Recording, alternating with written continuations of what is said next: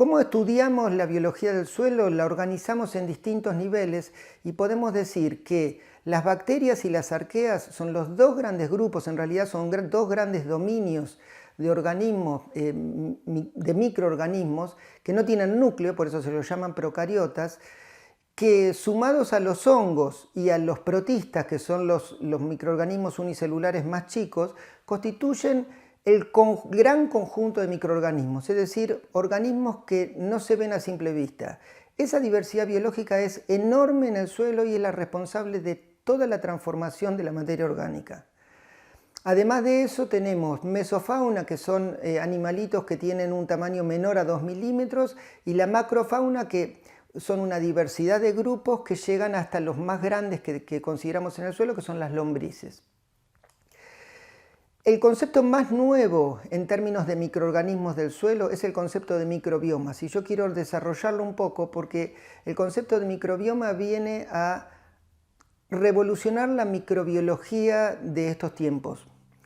Nosotros conocemos la microbiología desde Pasteur, que es fines del siglo XIX, principios del siglo XX.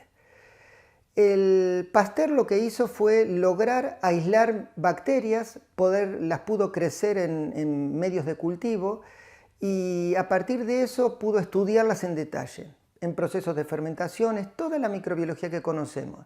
Al principio se asociaba la microbiología con agentes patógenos, hoy sabemos que hay agentes patógenos que son microorganismos, pero hay una enorme cantidad de microorganismos que son benéficos para el resto de los organismos. El microbioma es el conjunto de microorganismos que habitan en el suelo, incluyendo arqueas, bacterias, hongos, protistas y virus, y organismos pequeños microbianos. El tema es cómo se estudia ese concepto de microbioma, cómo se llega a ese concepto. Hay un punto de inflexión en el conocimiento de la microbiología que se conoce como la anomalía del recuento en placa.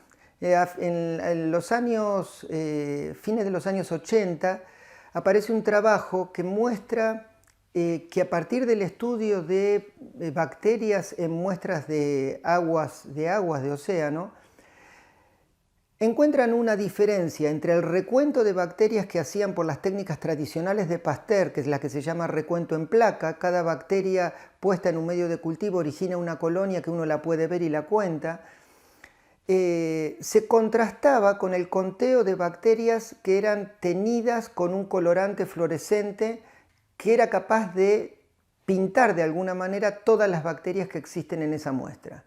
En ese recuento, por cada 100 bacterias que se veían en el microscopio, se contaba una en las placas.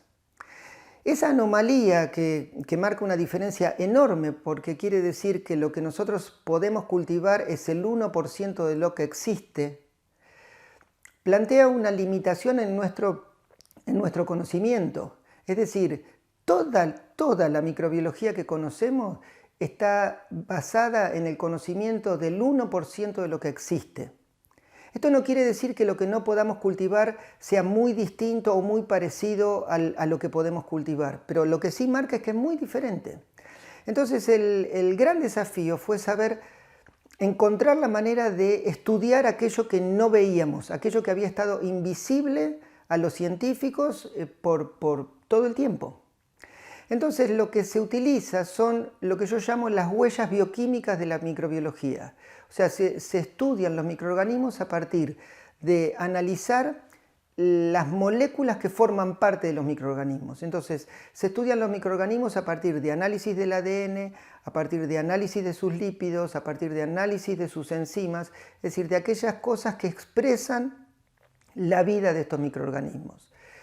Este conocimiento ha hecho un cambio enorme en la microbiología y ha instalado el concepto de microbioma que prácticamente se puede describir en cualquier sistema. Para poner el ejemplo más loco que yo he escuchado últimamente, hay un proyecto que se llama Microbioma del transporte público, y en todo el mundo hay grupos de científicos analizando el microbioma de los pasamanos de los subtes.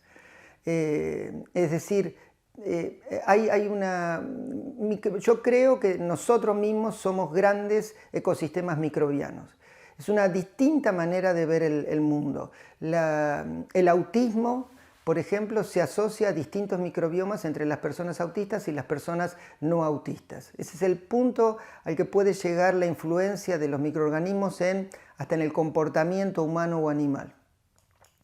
Volviendo a los microbiomas agrícolas, hoy por hoy con estas técnicas moleculares se han podido describir los microbiomas del suelo a nivel planetario. Hoy tenemos idea de cierta coherencia en los microbiomas de distintos ambientes, de distintos tipos de suelo.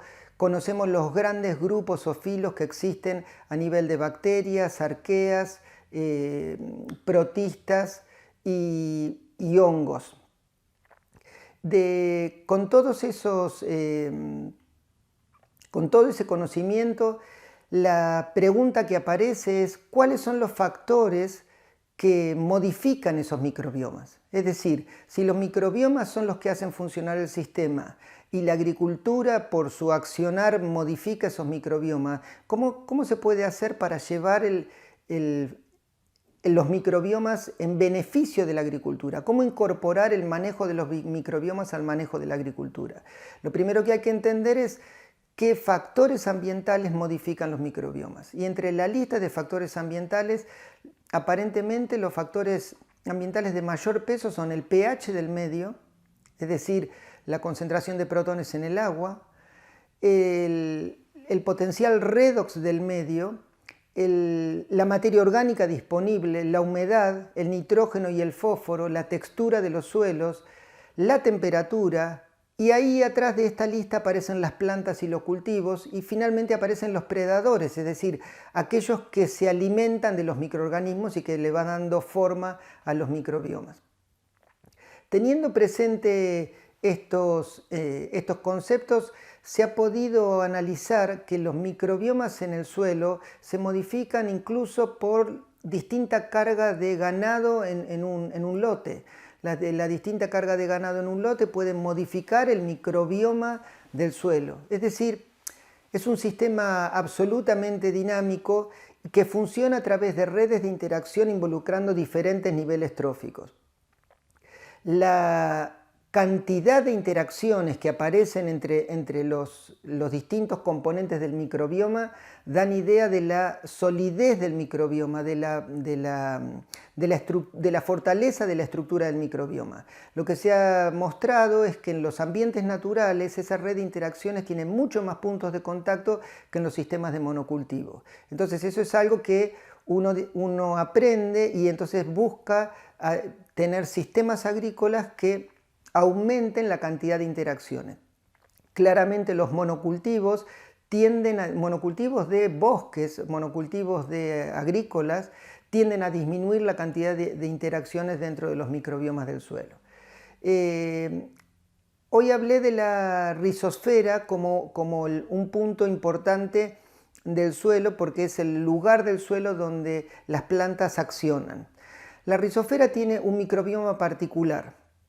Digamos que si el suelo tiene un microbioma X, la rizosfera atrae de ese conjunto de microorganismos que hay en el suelo ciertos grupos que caracterizan el microbioma de la rizosfera. La rizosfera es uno de los que se llaman puntos calientes del suelo, donde aumenta la actividad biológica en un factor de 100 respecto del suelo no rizosférico.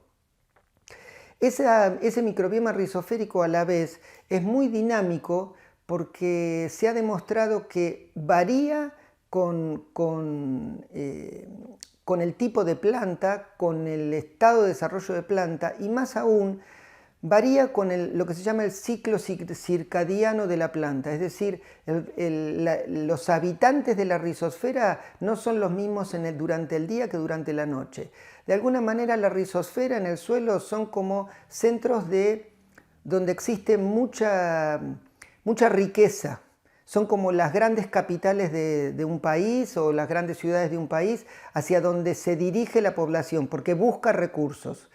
Y claramente sabemos que la gente que habita en la mañana no es la misma que habita en la noche porque simplemente son distintos distintos tipos de recursos que aparecen en distintos momentos del día, entonces hay distintas poblaciones. Bueno, eso que nosotros lo visualizamos a nivel sociedad ocurre exactamente igual a nivel microbioma.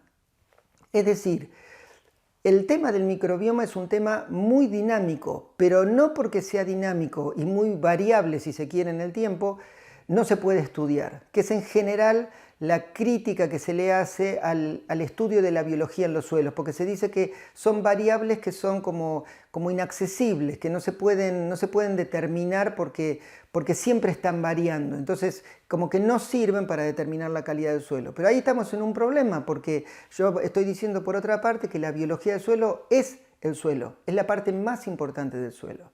Entonces tenemos que encontrar la manera de poder mostrar que podemos encontrar variables biológicas relacionadas con la productividad del suelo.